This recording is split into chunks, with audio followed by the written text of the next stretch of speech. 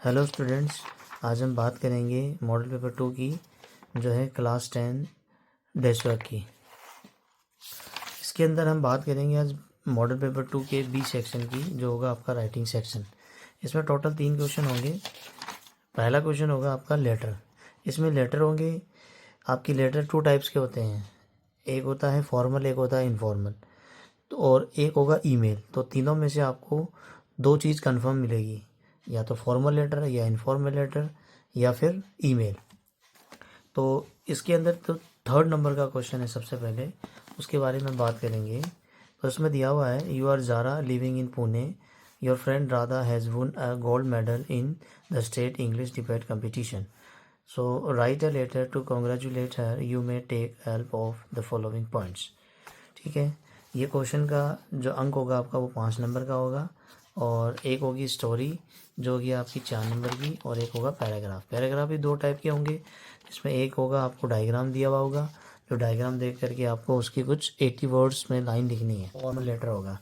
तो informal letter लिखने का तरीका बड़ा आसान है। देखो इसके अंदर ये जो इसके दोस्त को जो लेटर लिख रही है वो किस बारे में है, कोई बधाई पत्र है। इसकी दोस्त ने कोई गोल्ड मेडल जीता है इंग्लिश डिबेट कंपटीशन के अंदर, और इसकी ये 5 आउटलाइन दी हुई है। 5 क्वेश्चन है जिनका आंसर दे करके हम आसानी से इसको लिख सकते हैं। तो आपको एक चीज़ का इसमें ध्यान रखना होगा कि ये जो लेटर है इसके अंदर जो क्वेश्चन किया गया है, ये गाइस आपको भी पता होगा कि जो यू है वो होता है आपका सेकंड पर्सन, और एक होता है आपका फर्स्ट पर्सन।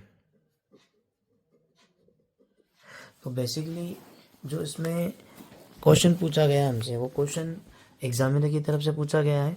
तो एग्जामिनर इसके अंदर क्वेश्चन पूछते टाइम पे एग्जामिनर यहाँ पे फर्स्ट पर्सन होगा और हम सेकंड पर्सन। लेकिन जब हम इसका आंसर करेंगे तो एग्जामिनर बन जाएगा सेकंड पर्सन और हम बन जाएंगे फर्स्ट पर्सन। तो ये यू जो है आई में बदल जाएगा।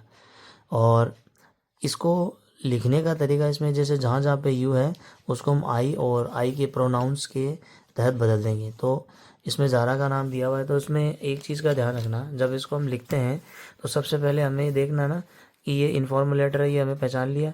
पहचानने के बाद में ये लिखा जाएगा राधा को। तो इसके अंदर जो लोकेशन दी है वो पुणे की दी है, तो हम सिटी का नाम तो वही लेंगे जो उसमें दिया हुआ है। तो सबसे पहले हमने इसको सोल्व करने के लिए 1 नंबर पे जो सेंडर्स एड्रेस है वो हमने एड्रेस ले लिया 13B राजनगर पुणे। अब पुणे इसके अंदर सिटी का नाम दिया हुआ है तो हमें वही लेना है। कई बार इसमें नाम नहीं दिया होता तो हम अपनी मर्ज़ी से कोई भी एक नाम लिख लेते हैं, या कई बार ऐसे दिया होता है you are Zara living in your locality, तो उसमें हमारे सिटी का नाम आ जाएगा। तो फर्स्ट नंबर पे हमारा क्या आ जाएगा, एड्रेस आ जाएगा, सेंडर्स एड्रेस। सेकंड नंबर पे आ जाएगी डेट,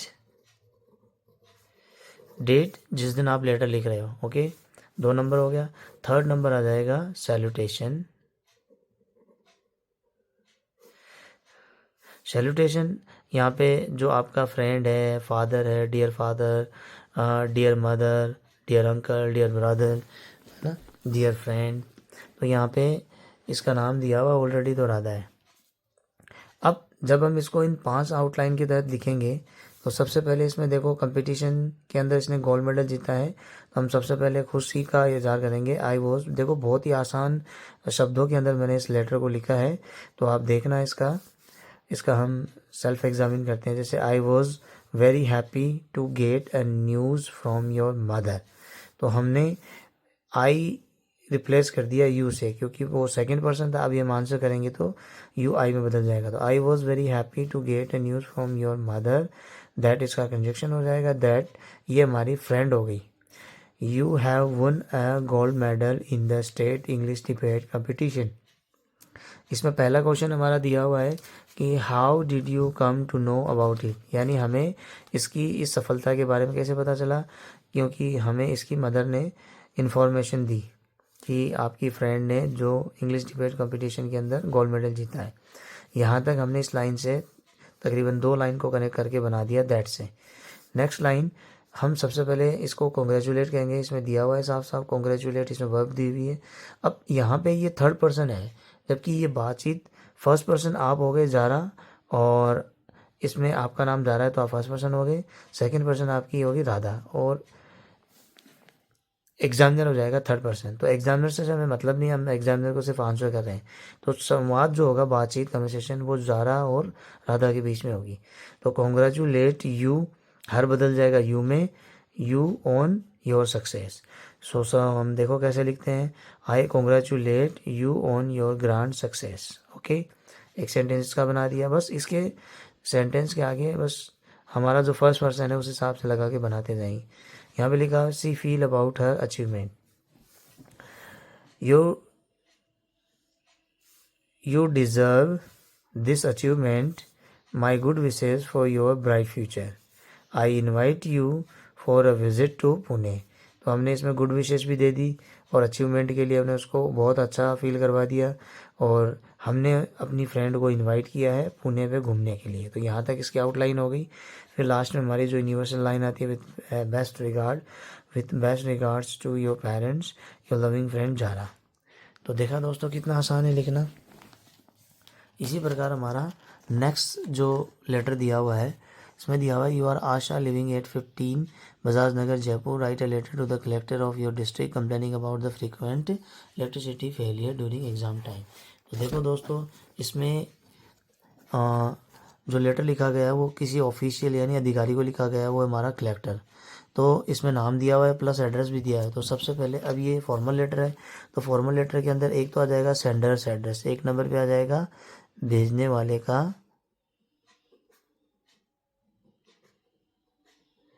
पता, ये हो जाएगा सेंडर्स एड्रेस। फिर आ जाएगी 2 नंबर पे वही डेट। थर्ड नंबर पे आ जाएगा हमारा जो जिस अधिकारी को ये लेटर लिखा जाएगा उस अधिकारी का नाम। इसमें कलेक्टर दिया हो तो कलेक्टर का नाम लिख देंगे। तो ये हो जाएगा हमारा रिसीवर्स एड्रेस। ओके, तो गाइज हमारे पास 3 ऑप्शन हो गए। फिर फोर्थ नंबर पे आ जाएगा सब्जेक्ट, जो इसमें हमारा मेन जो है, मतलब ये लेटर किस बारे में लिखा जा रहा है उसका सब्जेक्ट। फिर 5वें नंबर पे आ जाएगा सैल्यूटेशन, सर या मैम। अब इसको हम स्टार्ट करते हैं।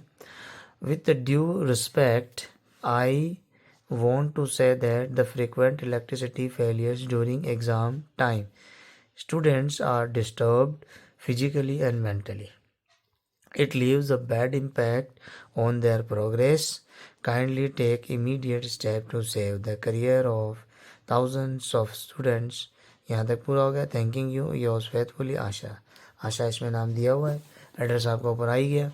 एक चीज़ का इसमें ध्यान रखना, जो ये लेटर है, ये मैंने आपको पहले वाले में भी बताया, जो फर्स्ट पर्सन है, जो सेकंड पर्सन है और थर्ड पर्सन है। तो थर्ड पर्सन का बेसिकली इसमें कोई काम नहीं है, फर्स्ट और सेकंड का है। तो यहाँ पे जब हमें ये क्वेश्चन दिया गया था, है ना, तो उसमें हमारा सेकंड पर्सन थे हम, लेकिन जब हम आंसर करेंगे तो हम फर्स्ट पर्सन में बदल जाएंगे और उसी हिसाब से इसमें लिखेंगे। तो बड़े ही आसान तरीके से इसमें लिखा गया। फिर है आपकी story.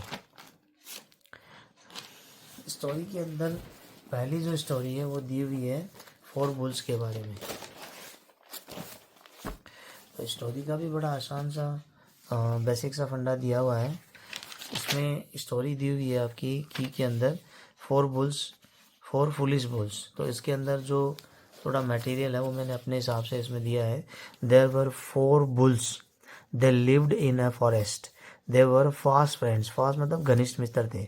Lion also lived in the same forest, एक शेर भी उसी जंगल में रहता था।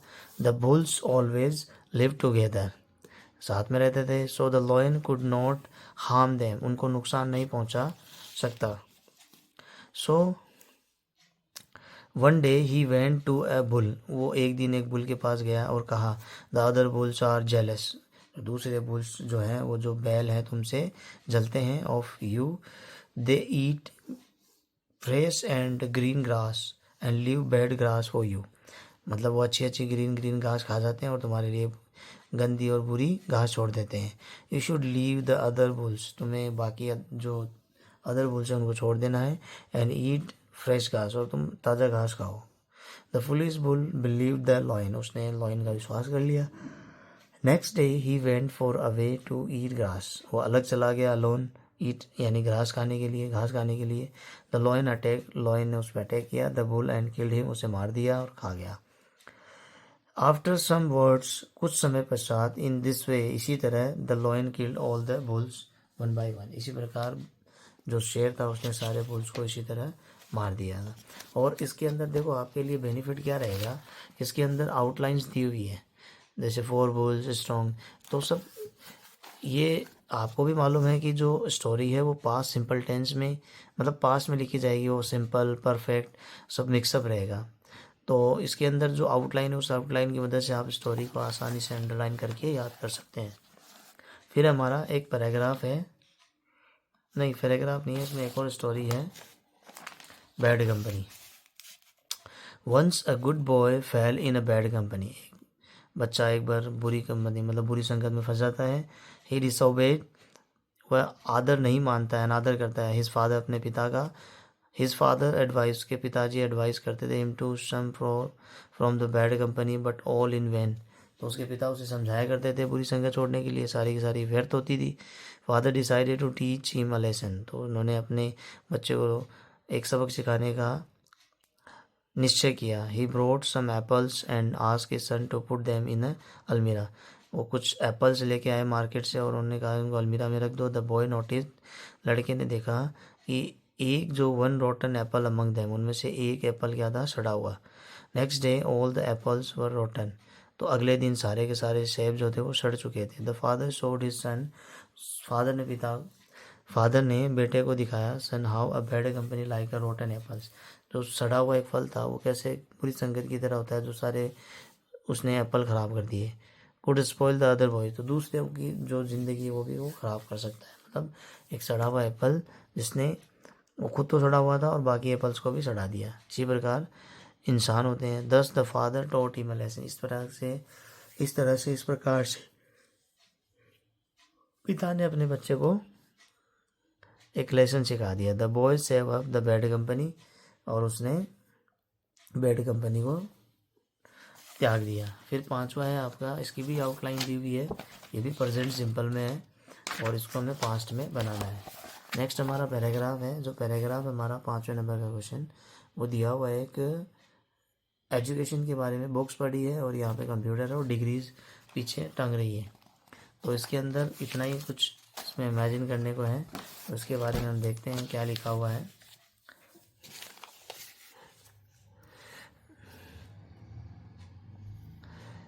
The picture shows a teacher on the computer monitor. Some books are laying in pile on the desk, which shows that teaching is going on in an online mode. A convection cap on the edge of monitor depicts a degree being awarded online. The degree seems to be hanging on the wall behind. The advent of online education has put world-class education at the click of a button on an internet connected device. MOOC have put courses from international institutes in ready reach and meet the challenges of access to a large extent. Next हमारा जो paragraph है, you are Deepika, you visited in local fair, local fair के बारे में।